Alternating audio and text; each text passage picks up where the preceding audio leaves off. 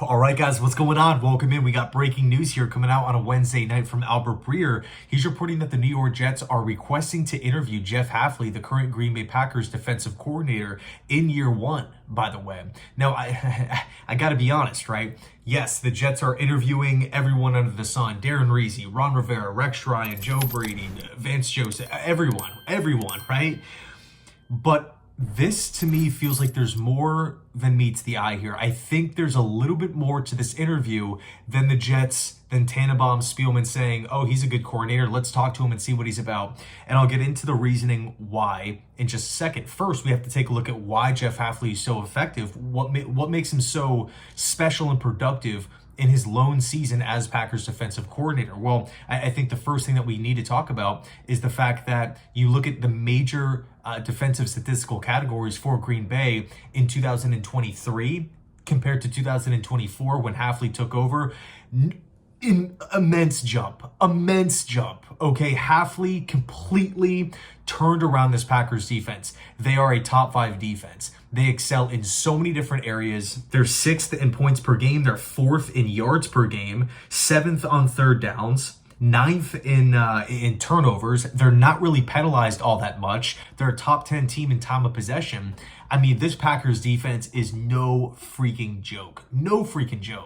Hafley obviously has the background with coaching defensive backs. He was a former defensive back coach with Cleveland for a couple seasons. And Hafley's actually a coach that values the safety position, which would be a nice change of pace, from what we currently had where, according to Jet beat reporters, safety just wasn't valued. Clearly, safety is a massive position with the Hafley defense. Now, Hafley's been a head coach before, interestingly enough, back at Boston College, as we all know, where, of course, the record, isn't all that great, but, being at Boston College, you are, somewhat at a disadvantage because you're not in, a conference like the Big Ten. You're not in a conference like the SEC. You're competing against teams in the ACC like Florida State, like Clemson, like Miami, teams that are just absolutely dominating recruiting / the portal. It's a tough place to win, and Hafley always kept Boston College afloat. They always played great, tough physical defense. That's one of the kind of constant traits with the Golden Eagles. And, again, I think we can't just look at the head coaching record and say, oh, well, he didn't win at Boston College. What are the Jets doing? That doesn't count as head coaching experience.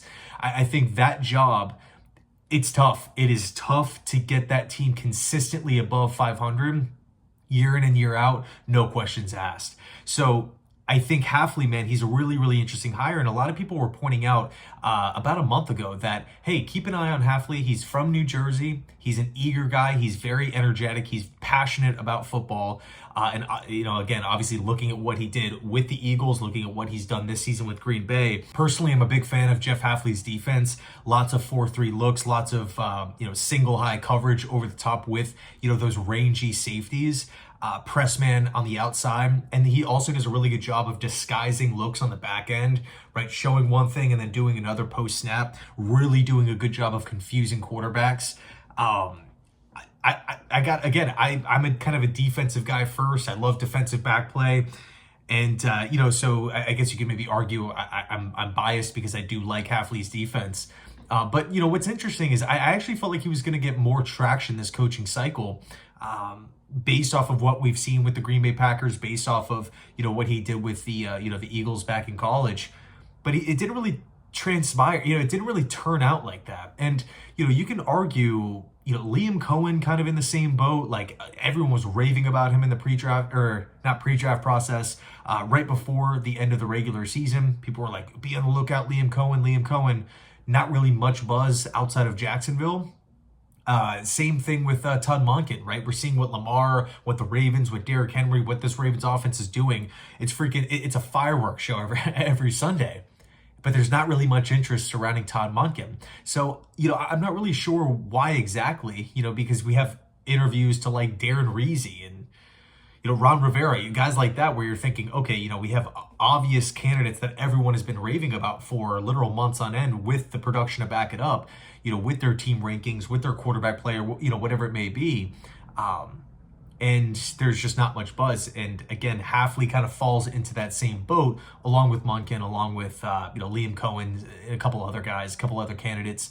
But in any case, yeah, I think kind of going back to the start of this video, making it a full circle, the Jets recently interviewed Vice President of Player Personnel from Green Bay, Jon-Eric Sullivan, and obviously he took over that role in 2002, but he spent 20 years with the Green Bay Packers, really working his way up through every position, starting as a scout early on. And it's funny, you listen to Sullivan in interviews and whatnot, and he talks about the friendship / rivalry with Brian Gutekunst, because Gutekunst, Packers' current GM, he's always been one step ahead of Sullivan every stop along the way. And, clearly we look at Green Bay, one of the most well-ran franchises in the National Football League, and they've been that way for a very, very, very long time. I mean, when you think of the Green Bay Packers, you think of playoffs, you think of coach stability, you think of quarterback play, you just think of communication, right? It's a very, communication is just at an all-time high with the Green Bay Packers. And as a Jet fan, where you feel like communication, especially coming off this last regime, is just like, what the hell's going on? Does anyone have any communication with anybody, like from coach to player, front office to coaching staff? It's just, ownership obviously plays a role. It's just a mess, right? So based off of that information, right, that the Jets recently interviewed Sullivan, knowing that Sullivan is a hot candidate, had a second interview lined up with the Tennessee Titans, it's a fair question to ask. Did the Jets walk away from that Sullivan interview saying, hey, well, he impressed. He had an absolute home run. I mean, look at all the GM candidates that we've talked to. Borgonzi, Dimitrov, John Robinson, Jim Nagy, Louis Riddick, the list goes on. Could Sullivan have been asked the question, hey, who would you think of bringing over as your head coach with the New York Jets? It was also reported earlier on that now that Mike Vrabel's out, the Jets are kind of falling or sinking back into that traditional way of thinking with with NFL teams, which is that GM first, head coach later. The whole head coach picking the GM might not be as realistic as it once was, when Vrabel was obviously available. But it's 100% totally fair, totally realistic. Did the Jets walk away from that Sullivan interview impressed? Did Jon-Eric Sullivan suggest Jeff Hafley with the Green Bay Packers and what he's done? Because the impact has been monumental for that Packers defense, not only just on the field, but off the field. I mean, you listen to how people talk about that Green Bay Packers defensive staff. Rave about it. They rave about it. So that's the question that I'm going to propose to you, right? Could we see this possible connection? I think there's actually a pretty good shot. Now, of course, the downsides with Jeff Hafley, right? He's not been an NFL head coach. The New York Jets are a different beast than the Green Bay Packers. If this is he's not an offensive mind. I know a lot of people want an offensive mind. Who's going to be the OC? Who's going to be calling the shots on the offensive side of the football? What's going to be the plan at the quarterback position? Who's going to be installing the offense? Many questions. One thing I do want to say before I end the video, this to me has nothing to do with Aaron Rodgers.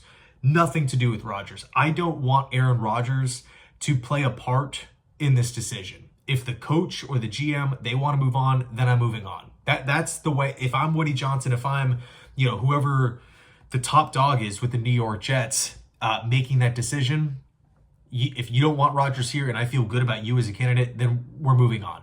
We're moving. The cap hit in 2026, if he comes back, the whole run it back thing, I think there's just going to be a ton of pressure put on, Aaron Glenn, Flores, take your pick on whoever.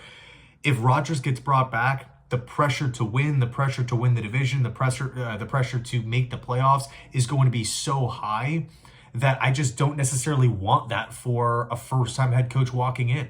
You can argue, okay, if you bring back McCarthy, maybe you have some solid arguments on maybe why we should keep Rodgers. But for me, if I was making the decision, I would personally move on. I'm not going to put that on, a brand new head coach stepping in with the New York Jets. We don't need that extra pressure. We don't need those storylines.